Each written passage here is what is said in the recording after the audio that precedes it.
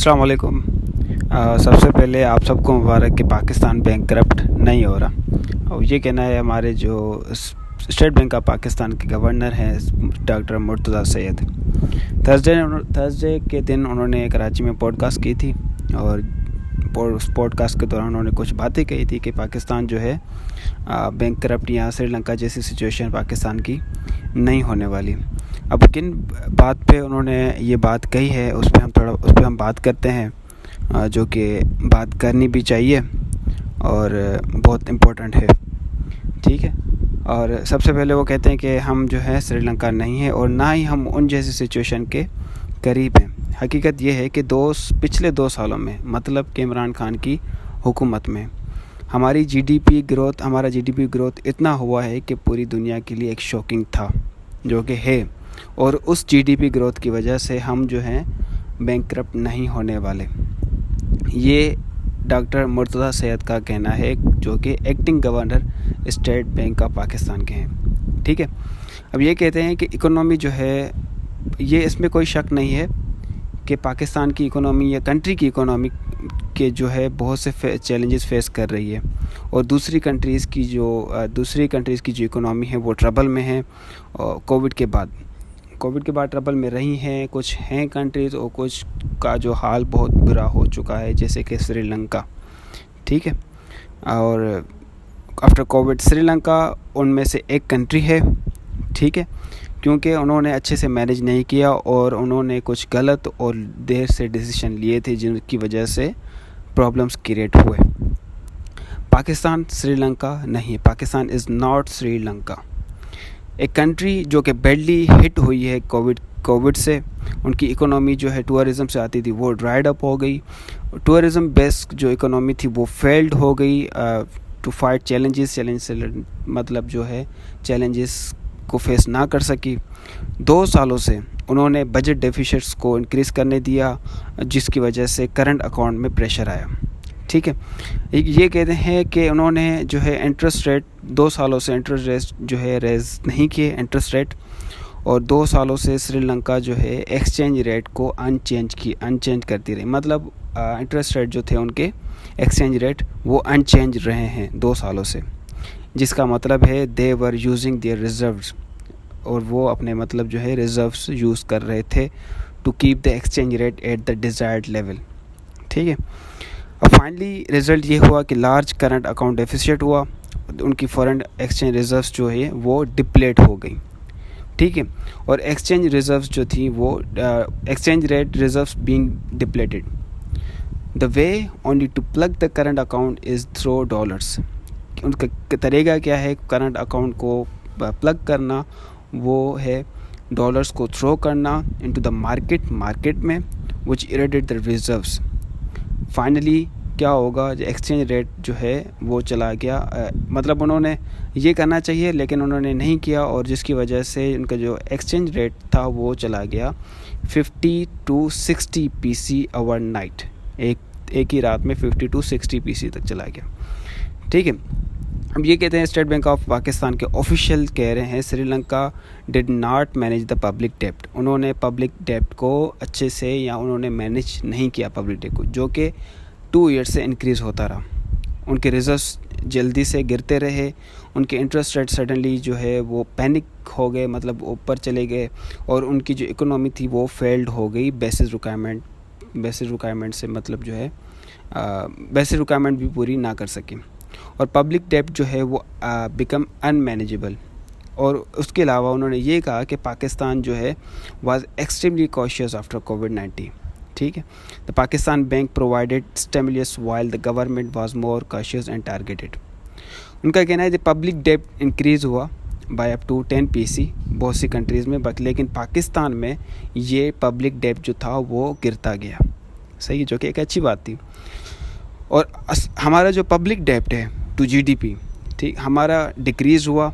तकरीबन 2019 में 77 PC था, और अभी हमारा जो पब्लिक डेब्ट है टू जीडीपी 71 PC है। ठीक है। जो कि 6 PC जो है 6% हमारा डिक्रीज़ हुआ है, डाउन हुआ है।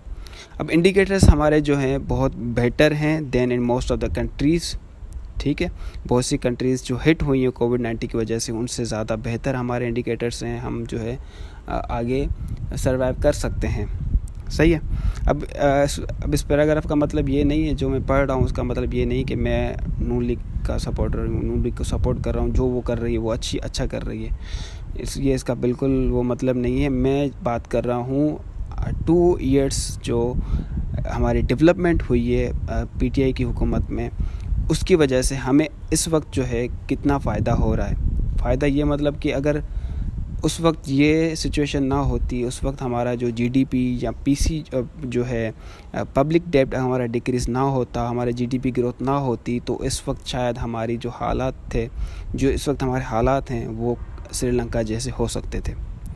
ठीक है, अब आते हैं वापस उसके पैराग्राफ पे। वो कहते हैं कि हमारी जो ग्रोथ है is one of the best among the Covid hit economies. हमारी जो ग्रोथ है वो सबसे बेस्ट जो इकोनॉमीज़ हैं जो कि हिट हुई हैं कोविड-19 की वजह से। और ये जो है एक अमेजिंग शॉक था पूरी दुनिया के लिए, और हमारी इकोनॉमी जो है क्विकली रिकवर्ड हुई। और 2 ईयर्स से हमारी जो growth has been about 6 PC. ठीक है, अब रिज़र्व्स जो थे हमारे 2019 में वो 7 बिलियंस थे, while forward looking was 8 billion, which means our reserves was negative. हमारे जो रिज़र्व्स थे वो नेगेटिव थे।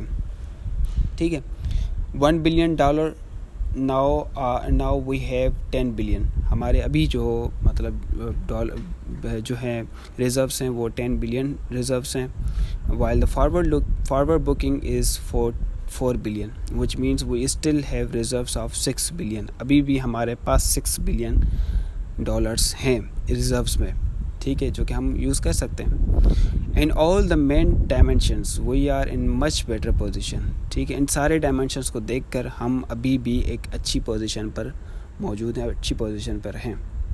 एक इम्पोर्टेंट पॉइंट ये है कि we are in the IMF, हम IMF में हैं, IMF प्रोग्राम में हैं, and they are supporting our reforms, और वो हमारे रिफॉर्म्स को सपोर्ट कर रहे हैं। Pakistan never defaulted before and will not default. Pakistan कभी IMF का डिफ़ॉल्ट नहीं रहा और ना ही कभी रहेगा।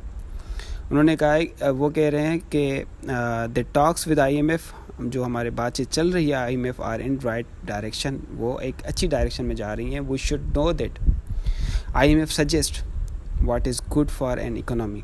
हम जो है हमें पता है कि IMF हमारी इकोनॉमी के लिए अच्छा ही हमें सजेस्ट करेगी, जो हमारे लिए बेहतर होगा, हमारी इकोनॉमी के लिए बेहतर होगा। अब IMF क्या कह रही है? What the IMF is saying about Pakistan is that the subsidy on oil was not affordable for Pakistan economy. वो कह रहे हैं कि जो हमारी पहले प्राइस थी ऑयल की, वो जो है पाकिस्तान की इकोनॉमी के लिए या पाकिस्तान की जो इकोनॉमी के लिए जो है ना अफोर्डेबल नहीं थी। As the country does not have enough resources, जैसे कि पाकिस्तान रिसोर्सेज तो बहुत हैं, अब ये मैं कह रहा हूँ कि पाकिस्तान में रिसोर्सेज बहुत हैं, लेकिन उनका जो यूज़ है वो सही नहीं किया जा रहा, और करप्शन की वजह से, करप्ट लीडर्स की वजह से जो है हमारी जो रिसोर्सेज हैं वो सही से इस्तेमाल नहीं किए जा रहे। अगर वो रिसोर्सेज सही से इस्तेमाल किए जाए, हम अगर इम्पोर्ट एक्सपोर्ट ज़्यादा करें, तो शायद हमें जो ये सिचुएशन फेस करनी पड़ रही है पेट्रोल की वजह से, पेट्रोल की जो प्राइस इंक्रीज़ हो रही है, और लाइट पर जो इलेक्ट्रिसिटी यूनिट इंक्रीज़ हो रहे हैं, वो हमें फेस ना करने पड़ते। ठीक है, अब IMF का ये कहना है कि उनके पास इनफ रिसोर्सेज नहीं है, इसलिए प्राइस बढ़नी चाहिए। The deal with IMF is very close, बहुत क्लोज है। He said talking about the Roshan digital accounts, the governor said inflows are in fact daily inflow is $8 to $10 billion. He said it is a product of the State Bank, while more products are in the pipeline to attract overseas Pakistanis. ठीक है भाई, तो ये जो था ये पूरी statements, ये पूरा एक आर्टिकल था जो कि हमारे स्टेट बैंक ऑफ पाकिस्तान ने किया है। ठीक है, उन्होंने बताया है कि पाकिस्तान जो है एक अच्छी कंडीशन में भी अभी भी मौजूद है। पाकिस्तान की हालत श्रीलंका जैसे नहीं है और ना ही होगी, इंशाल्लाह नहीं होगी। लेकिन अगर ऐसी ही प्राइसेस इंक्रीज़ होती रही, जैसे कि चांसेस हैं कि 2 मंथ्स के बाद जो पेट्रोल की प्राइस है वो 300 या 270 तक पहुंच जाएगी, जो कि IMF ने डिमांड की है, जो IMF ने कहा है।